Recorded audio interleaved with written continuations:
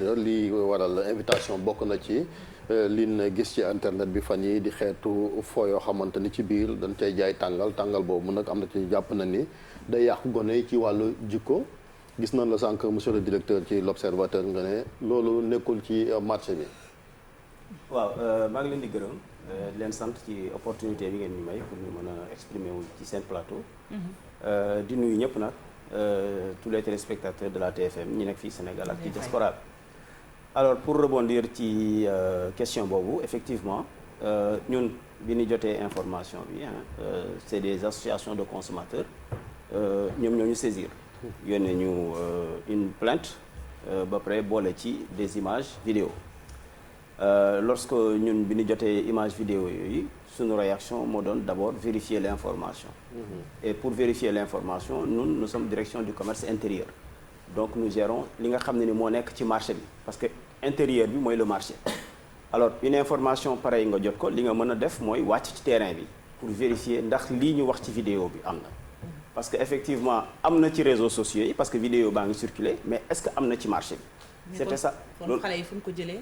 voilà ban xale moo ko yor parce que ñun wàcc nañ ci terrain bi pendant 48 heures on a mobilisé sur l'ensemble du pays nos 14 chefs de services régionaux qui sont descendus sur le terrain nos 20 départementaux qui sont descendus sur le terrain ici à Dakar.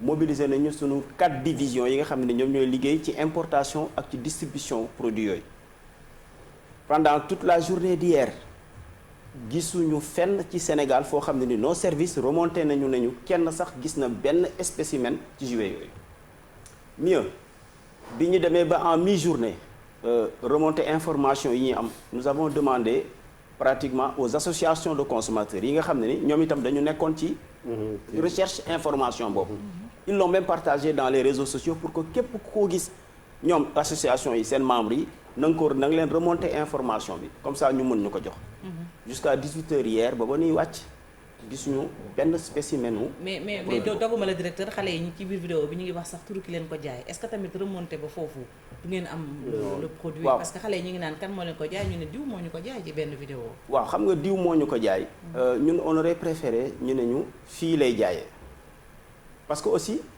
consommateur premier protecteur consommateur moom la yow boo gisee benn produit nga yaakaar ni que lii dafay indi gàllankoor wala daf ñu nar a lor sa réflexe sa réaction mooy produit boobu da nga koy jël nga yóbbu ko fi nga xam ne ni ñooñu ñooy saytu loolu ñooy dox loolu mais nous sommes pratiquement 17 millions de Sénégalais nous sommes sur 14 régions mënuñu ne depuis démb barki démb ba léegi sur les 17 millions de Sénégalais kenn amul benn spécimen joué nga ndil ko monsieur le directeur xam nga yéen peut-être vous avez réagi 48 heures comme 72 heures après affaire yi tollé bi mu njëkkee génn ñëpp gis nañ ni mu ci demee médias yi ñëpp wax nañ indigné wu est-ce que entre-temps aussi même bi ngeen génnee seen communiqué bi que ñi nga xamee ni ñoom ñoo koy commercialiser nëbbuñu ko parce que xam ne lenn mën na leen ci fekk parce que enquête da ci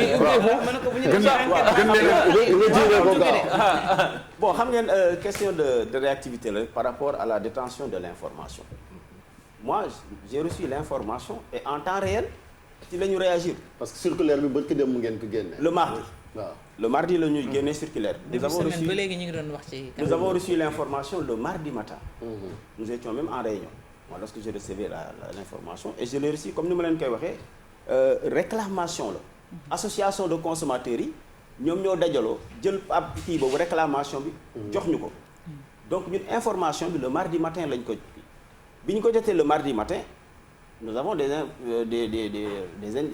indicateurs sur le terrain yoo xam ne ni ñoom lañ wax ne tout de suite seetal leen avant que nous puissions prendre la décision bi ñu ko seetalee ñu xool ni que en tout cas en termes d'importation maanaam tout ce qui importe ce genre de produits nous avons vu les fichiers ces produits-là ne figurent pas ci nomenclature ñoom bi ñu jot. te defaree wuñ ko ci réew mi. defaree wuñu ko fii certainement dañ ko importer mais en l'état actuel instant boobu le mardi avant qu'on ne prenne l'arrêté en tout cas en termes d'importation nous étions sûrs que ni produit bi duggul en tout cas ce n'est pas passé par le port. Prochaine étape bi moo doon lan mooy que nga seet ci marché bi pour seet ci marché bi mais il faut instruire ces services Donc la circulaire s'imposait parce que c'est une circulaire à large diffusion. Il fallait le faire rapidement et le moyen le canal. Mais li Fatou wax c'est normal, il faut aller à la source.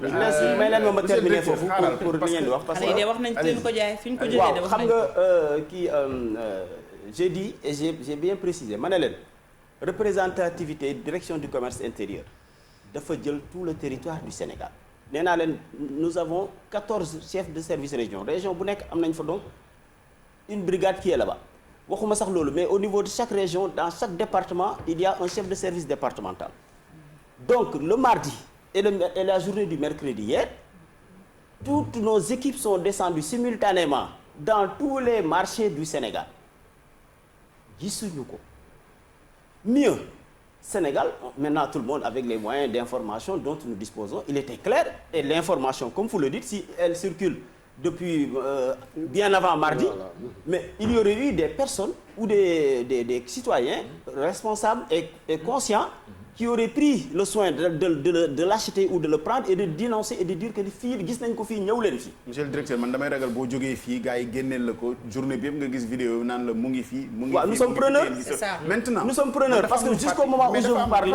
nous sommes sur le terrain. mais déglu ko dafa am monsieur le lu directeur Fatou voilà c'est important ñu taxaw ci. parce que nee nga mardi bi ngeen nekkee réunion ngeen ko yëg. voilà Fati elle est très présente sur les réseaux xam nañu ko. Voilà. nee na yëf yaa ngi tourné depuis semaine dernière bu ma déggee wax ji bu baax. est-ce que ci wàllu veille stratégique bi direction mel ni commerce intérieur est-ce que wàllu veille bi amul défaillance aussi pour même bu ñu leen ko rapporté wul yéen ngeen mën ko teel a détecter pour am taxawaay boo xam ne nii moom ngeen ci war a am parce que boo nee tell rek. bu ñu leen ko rapporté wul it war ngeen ci jël ay décisions est-ce que wàllu veille bi amul défaillance quand même foofu. waaw sur cette question là damay rappeler benn affaire dispositif réglementaire bi nga xam ne ni moom la ñu teg pour avoir un contrôle a priori et a posteriori de tous les produits qui entrent au Sénégal il faut que ñu leeral benn affaire bu fekkee ni produit non alimentaire la foofu réglementation bi dafa libéraliser importation bi par exemple tey situation bi ñu nekk nii bu fekkoon ni fooykaay yooyu noonu amul tàngal ci biir ñun sunu intervention amuñu ci benn rôle bu ñu ciy jouer parce que bu boobaa dafay nekk un produit non alimentaire boobu dafa war a leer. mais loolu kan moo koy saytu. non dama ne bu fekkee ni du produit non alimentaire. ñun direction du commerce intérieur. en ce qui concerne maanaam produit pour mu dugg la loi dit que ces produits sont d'importation libre. un produit non alimentaire.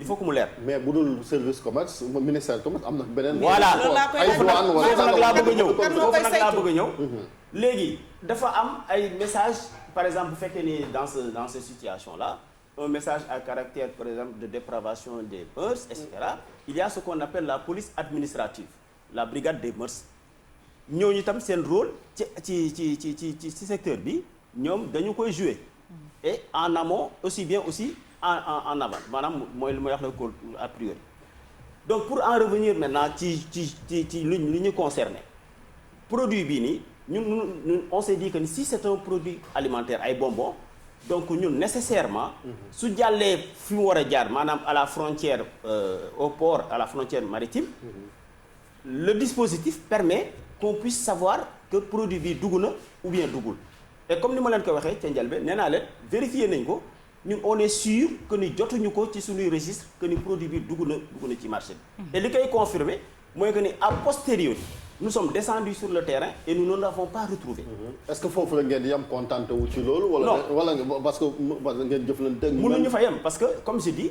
ba tey nii et je suis preneur Cissé su fekkee ni tey sénégalais yi. wala consommateurs yi def appel à témoin. voilà am na kenn ku ko gis fenn mais nañ ñu ko wax ñu tout de suite. ñu ñëw ñu xool lool mais booba may wax ak yéen nii amuñu. fenn parce que li tax may wax mooy jëflante surtout ak force de défense. buñ ci jëflante xëy na ak force de défense et de sécurité parce que ay brigade cybercriminalité dañ fi comme ci réseaux sociaux yi la xëy na ñoom buñ ci dugalee ci wàllu gëstu wala ñoo xam source bi. waaw xam nga ñoom ils sont mieux informés ci domaine bii sax ñoom ils sont mieux informés que nous. mais ñun comme ñun commerce intérieur lañu interpellé. mais état la nekk. waaw loolu la dama ne service yi war naa mën a am. li ñuy wax le travail des sectoriels ministère de l'intérieur sectoriel la ci lool douane sectoriel la ci lool ak ñeneen ku ci nekk je sais que ni yaa ngi def sa liggéey et je sais que ni tey ñoom bu ñu amoon information wala bu ñu amoon présence produit bi tout de suite moi je vous l'aurais dit parce que on nous aurait saisi pour que ñun ñu dem def le crédit sur le marché. Monsieur le directeur. Bien bu ma permettez rek parce que question bi je veux bien ñu ne ñu bon oui ci vidéo bi dégg nañu ne que diw nee na diw moo ko jaay mais bon loolu est-ce que information la. boo xam ne mais yoon la mais piste la piste diw moo ko jaay maanaam ma ne Chérif Dia moo ko jaay ça c'est une piste. y a combien de Chérif Dia. non mais attendez mais ki dugal vidéo bi est-ce que nee na Chérif Dia bi ma ko jaay mu ngi fii HLM 5 ci boppu marché bi et cetera est-ce que l'information est précise. non mais monsieur le directeur il y a des professionnels pour régler ce genre de. waaw loolu laa la wax dama leen ne professionnel boobu. police mën na leen dimbali. voilà c'est la police scientifique et cetera mais ñooñu ñu ngi def seen liggéey. mais man commerce intérieur li ma intéressé li ma j'ai un problème. waaw li ma intéressé ci moi j'ai un problème parce que lii mooy que c'est un produit alimentaire qui est sur le marché. Je me devais de vérifier d'abord est-ce que ce produit-là est réellement sur le marché. Mais est-ce que vous avez les moyens de cette vérification? Est-ce que on l'a fait aussi sa direction départementale xaw ma ban département. bu dee benn wala ñaari agent nga fa sëñ bi. mu war a wër Marseille bu dee Dakar ak Castor lay dem ne la fii dara nekku fii. Est-ce que vous avez les moyens. porte à porte yi ak boutique koñ yi. xam nga Cissé dafa am lu ñu loo leen di bàyyi déjà yow en tant que tel. avant de parler de journalisme de plateau vous êtes un consommateur. Ce produit-là vous êtes offusqué en tant que parent. Je crois que aussi ku ci nekk à ton niveau am nga rôle booy jouer par rapport xaaral rek. non mais ça ne peut pas vous soustraire quand même de justement, votre responsabilité. mën nga solliciter non monsieur le directeur xam nga foofu. c'est pas que c'est une fuite de responsabilité. Nous on a pris nos responsabilités dès l'instant que nous avons été informés. Nous sommes descendus sur le terrain. Est-ce que vous avez réellement les moyens contre le problème c'est pas d'avoir les moyens. Le problème c'est de descendre sur le terrain déjà pour que le consommateur sache que au moins le service qui est chargé de nous protéger au moins est descendu sur le terrain. Je vous pose une question concrète. Allez-y. Dans le département de Kaffrine, oui. Vous avez mobilisé combien d'agents pour aller à la chasse à ce bonbon, par exemple? Déjà, prends juste Kaffrine. Oui, je vais vous répondre, par exemple. Le régional de Kaffrine, il a ses agents sur le terrain. Dans ce genre de produit, par exemple, vous n'avez pas besoin d'aller jusqu'à la plus petite boutique de la contrée la plus loin de Kaffrine. Vous connaissez tout de suite les principaux commerçants grossistes et demi-grossistes qui vont aller à Dakar s'approvisionner par rapport à l'achat de certaines denrées. Mais vous allez d'abord chez eux. Vous avez l'information. Ensuite, il y a ce qu'on appelle dans chaque grande ville, il y a un marché central qui polarise pratiquement toute la population. Mais c'est pas diable.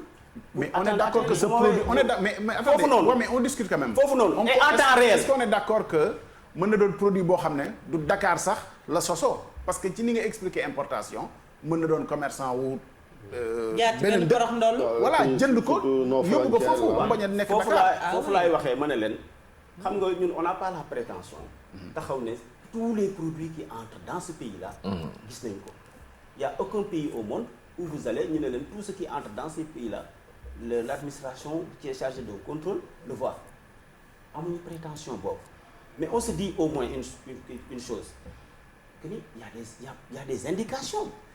Comme c'est de pouvoir rattraper. Attention, les pays quand même ont les moyens de rattraper des produits. Nous aussi. Oui, mais là vous les cherchez. Non, je dis, nous avons un dispositif de contrôle a priori et un dispositif de contrôle a posteriori. Le contrôle a priori, moi que au moment de l'importation du produit, vous amenez un produit alimentaire. Parce que c'est ça ce que prévoit la loi. Vous amenez un produit alimentaire, on vous dit, bon d'accord, ce produit-là, vous voulez le faire entrer dans notre marché national. Nous vous demandons d'abord de nous amener un certificat d'origine qui montre que ce produit-là, il est de consommation légale dans le pays d'où il vient. Nous vous demandons les factures pro forma, etc. pour que la douane puisse savoir la valeur du produit. Mais ce qui est le plus important, nous vous demandons un échantillon de 4 échantillons de ce produit-là aux fins d'analyse de laboratoire. Une fois que nous l'avons analysé, si c'est bon, nous disons OK, si c'est pas bon, nous disons non. Et la douane ne délivre pas. Ça, c'est le contrôle a priori. Maintenant, une fois que ce contrôle-là est fait, le produit il entre dans le marché, il y a ce qu'on appelle le contrôle a posteriori.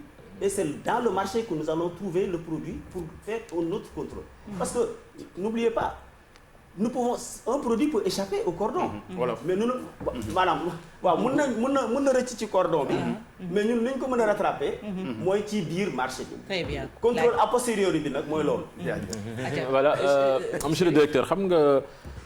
ne ngeen image kii bi jeu bi waaw ñu xool image jeu bi waaw.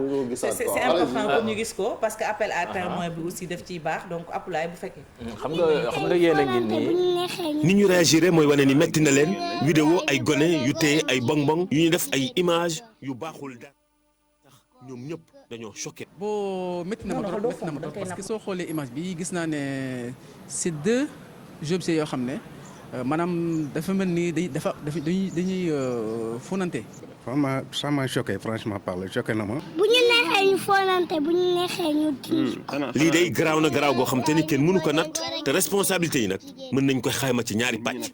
waaw xam nga lu jëm ci xale maa ngi doon wax sànq ci nasaraan ñaar ñoo ko war a toppatoo. mooy société bi ci boppam ndax société bi nga xam ne dafa négliger mbirum xale du baax du dox du am paix du am jàmm lépp ci gone lay commencer. léegi nag dama bëggoon séentu responsabilité état mu taxaw temm ne lii maa ko war a yëkkati topp ko. matul ñuy seet fu sori ñi def lii li ñu bëgg moo di fexe ba détourner suñu doom yi. yii ay image la yoo xam ne pour yàq suñu tout tànk yi la. moo tax loolu nag ñuy ñaan nguur état bi jóg si parce que yooyu du ay image yoo xam ne du suñu réalité. maanaam dañ ko war a moytu du jël yenn objets yi nga xam ne mën naa yàq addunay xale yi ñu leen koy jox ngir bégal leen quoi. gone dafa néew doole faaw ñu taxawal ko protéger ko. renforcer devoir de surveillance bi saytu xale yi xool leen. xam nga yéen a ngi wax ni bon que produit bi nekkul ci marché bi mais j'espère que quand même que yëf yi du fa yem parce que lii nii du liggéeyu como comme ni ñu koy waxee tey parce que ñu bari ñi ngi naan est-ce que c'est pas des puissants lobbies ñoom ñoo nekk ci ginnaaw bëgg ko dugal ci réew mi te xam nga ni ñooñu suñu yégee coow li du dañuy facilement ñu dencaat yëf yi preuve yi du ngeen ko am ce qui veut dire que mën ngeen mettre à contribution yeneen service ubbi enquête yu sérieuse parce que lii nii ngeen ni amul ci marché bi mën a mu tuddati tëj dossier bi je pense que loolu erreur la. te cible xale yi ñu ciblé moo war a tax. non mooy wane ni lii du liggéeyu como. moo tax ñu war ko laaj sax ndax dañuy classé dossier bi comme wala dañuy wéyal liggéey bi. waaw mooy li ma leen wax sànq rek c'est-à-dire sur le marché service bu nekk toutes les administrations compétentes en ce qui les concerne dans cette affaire là yaa ngi def sa liggéey wax naa leen ne leen boo leen xoolee image yu jouet bi mu am na benn message bu ñuy véhiculer c'est l'information qu'on porte à l'attention du consommateur ñun nee nañu cette image là elle sème le trouble dans l'esprit du consommateur ne serait-ce que pour cela et en vertu ci disposition loi 94/63 bi ñu am nous sommes fondés pour fu ñu ko gis ñu retirer ko même bu fekkee ne du produit alimentaire nee naa leen ça peut constituer une affaire de mœurs de dépravation des mœurs ou d'incitation en tout cas voilà loolu itam nee naa leen c'est au niveau de la police administrative c'est la brigade des mœurs qui s'occupe mooy yor fànn boobu te man li ma leer mooy ñu ngi ciy liggéey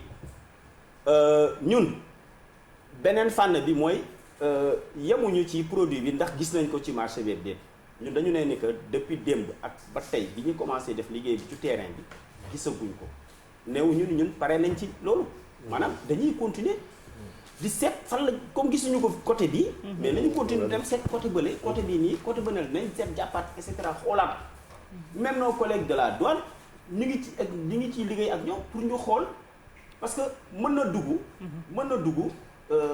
am dafa am lu ñuy wax ay conteneurs groupés par exemple conteneur groupé du doon produit alimentaire rek moo ciy nekk da ngay gis benn frigo fii gis ay carreaux gis ay kii ak yooyu mën na nekk benn carton bu kenn dem gis ko fenn dugal ko ci conteneur groupé boobu même ça ñu ngi ciy liggéey ak nos collègues de la douane mais dafay mel ni tey ñu ne la nga seet benn puso ci saaku ngooñ instant bi nii foofu lañ toll parce que bu fekkoon ni produit bi ni ñu koy waxee nii dafa nekk ci biir marché bi mais ak moyens yi ñun lu ñu déployer on est sûr que ni au moins dinañ ci gis benn wala ñaar wala ñett. xeet yi moom ñi ko fiy def yan xeetu sanction moo mën a daal seen kaw.